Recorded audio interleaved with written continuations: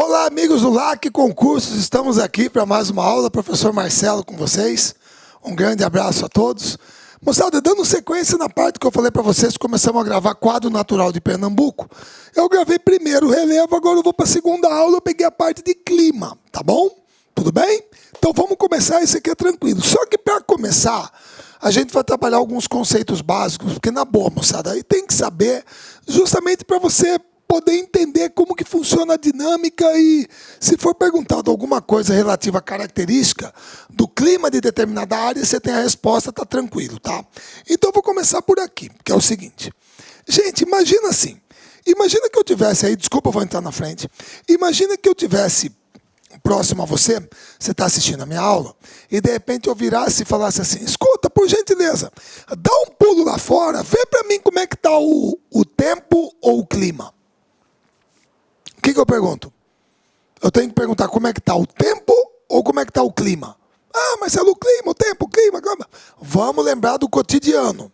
Pessoal, você já viu em algum jornal local, o que quer que seja, a moça te dá, a menina ou o rapaz te dá a previsão do clima? Não, Marcelo. Todos os dias o que eu tenho é a previsão do tempo. Exatamente. Pessoal, tempo atmosférico, previsão do tempo. Ah, como é que está o tempo? É como a atmosfera se comporta num determinado momento que você observa. Tempo é momento, é instante, é aquele momento, você entendeu? Então aí você tem a previsão do tempo. É o comportamento momentâneo da atmosfera. Tá claro? Beleza? Quer dizer, você entrou em casa, vamos me preparar para sair. Meia hora, a hora que você vai sair, está chovendo. O que aconteceu? O tempo mudou. O tempo mudou.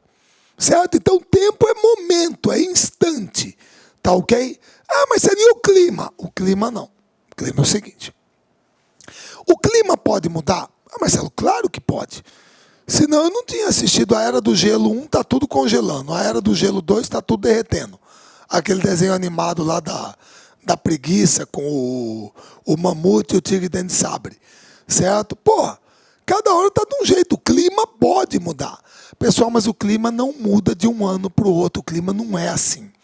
O clima só vai mudar abruptamente se nós tivermos algum evento cataclísmico, catastrófico. Tipo aquele asteroide que bateu aqui na Terra e contribuiu para a extinção dos dinossauros. Aquilo ali é complicado. Mas é um fator externo. Você entendeu? O clima pode mudar. Mas para que você afirme que o clima está mudando, você precisa de dados, medições de no mínimo 50, 100 anos, tá? Você me perdoe, eu vou te dar um exemplo. Lá vou eu. Vou te dar um exemplo, tá? Que é o seguinte.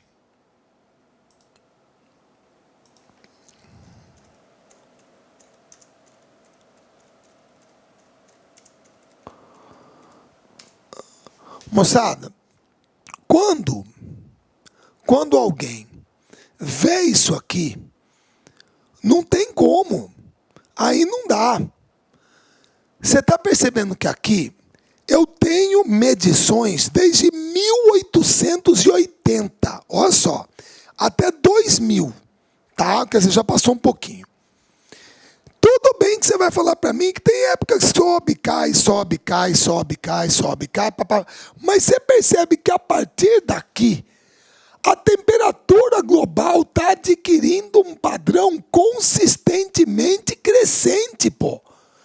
Olha aqui, não tem como, a curva é ascendente. Olha que se você fizer a média aqui, ela é ascendente, pô. Como é que eu vou falar que não está tendo um aumento da temperatura média do planeta? É duro você brigar com o número, pô, não tem como. Ano passado, 2015, foi o ano mais quente da história. É só você pesquisar. Certo? A turma está achando que até 2 graus Celsius é um limite perigosíssimo. Certo? De aquecimento. Nós já estamos chegando nisso. Então aí você pode dizer, pô, o clima está mudando. O efeito estufa está se agravando. É isso que o pessoal vem chamando de aquecimento global. Então o clima pode mudar. Esse negócio de Era do Gelo, aquecimento, o planeta já passou por várias vezes por isso. A gente já teve aquecimento, era do gelo, aquecimento era do gelo, mas não é de uma hora para outra. Para você falar que o clima está mudando, que está ficando mais quente, está ficando mais frio, está chovendo mais, está chovendo menos, você precisa de dados, medições de no mínimo 100, 50 anos para você estabelecer um modelo. Tá? Agora, nós entendemos por clima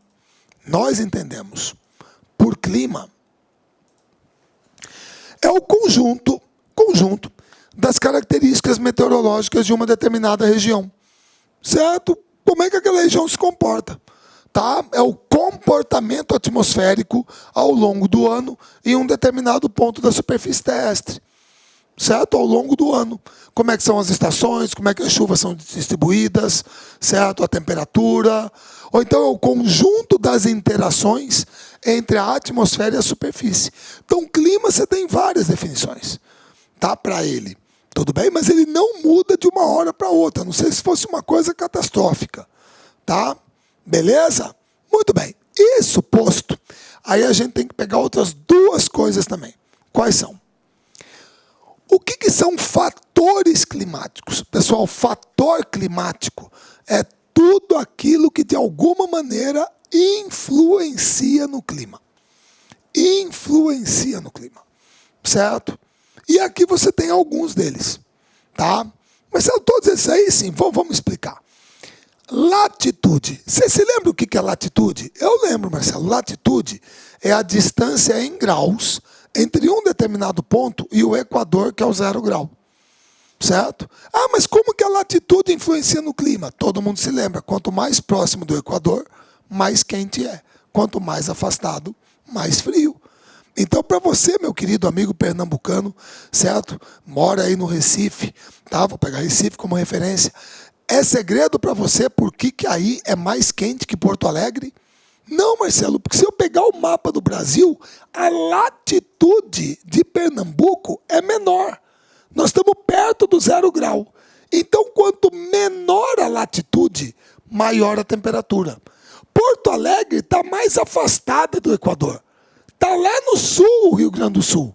Então, a latitude é maior, a temperatura é menor. Então, é inversamente proporcional. Latitude e temperatura são inversamente proporcionais. Menor latitude, maior temperatura. Maior latitude, menor temperatura. Certo? Muito bem. Segundo fator, altitude. A altitude influencia. Claro que influencia. Para você, meu querido amigo pernambucano, você vai falar para mim que a temperatura, por exemplo, em Garanhuns, em Triunfo, é igual à temperatura do Recife? Não, Marcelo, não é. Porque Garanhuns e Triunfo são cidades serranas, certo? Estão lá na Borborema. Então, o que acontece? Você se lembra que nós temos, grosso modo,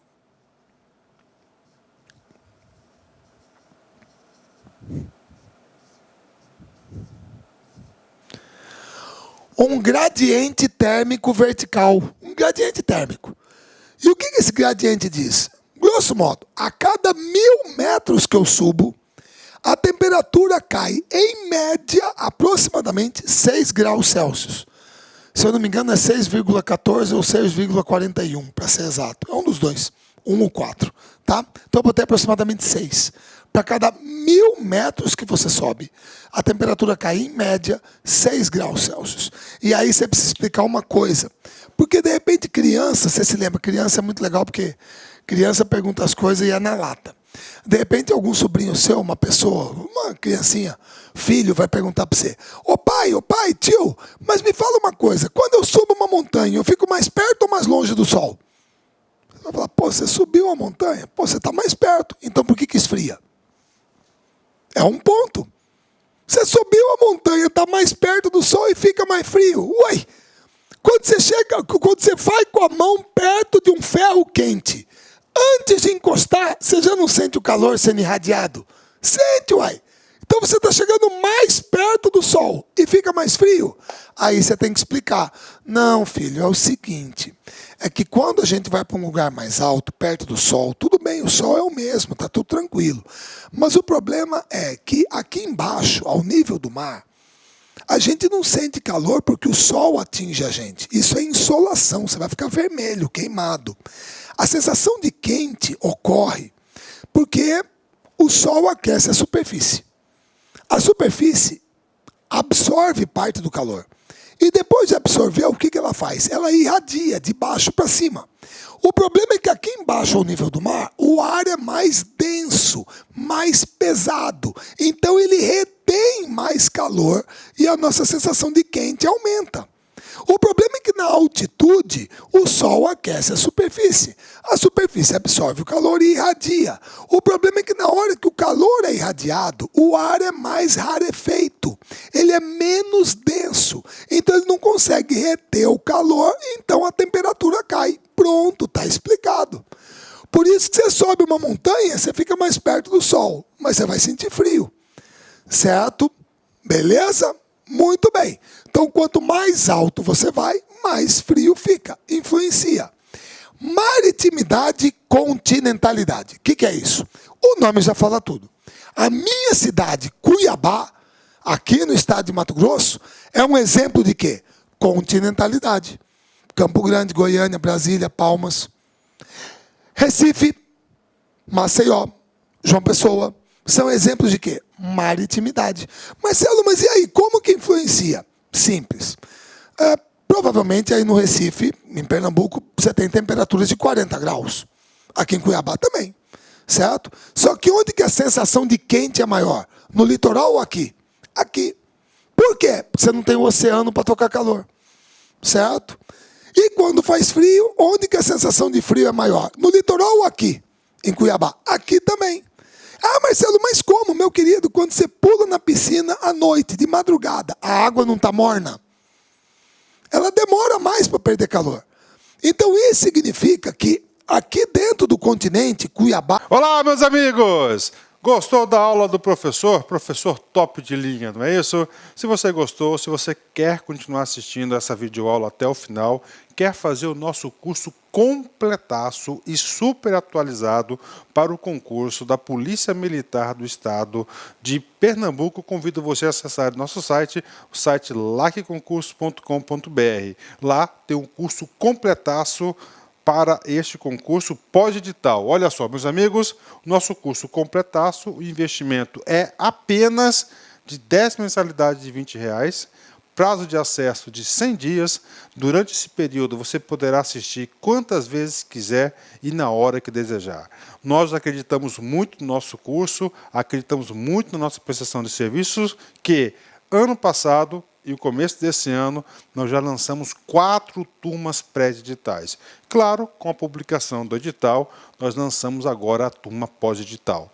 E nós teremos, confirmado, já está disponível para vocês aí, 3 turmas pré-edital. Aliás, pós-edital. Turma 1 começa dia 21, que é o nosso personal coach. Esse personal coach é um estudo e regime de metas, na qual você vai ter todos os dias uma meta de estudos e pode ter certeza, se cumprir essas metas, lá no dia da prova, no dia 29 de maio, você estará competitivo. A turma 2 começa no dia 11/4 e a turma 3 no dia 25/4, é a nossa turma de reta final. Você pode se matricular nesse exato momento que nós já antecipamos a primeira semana de aula para vocês.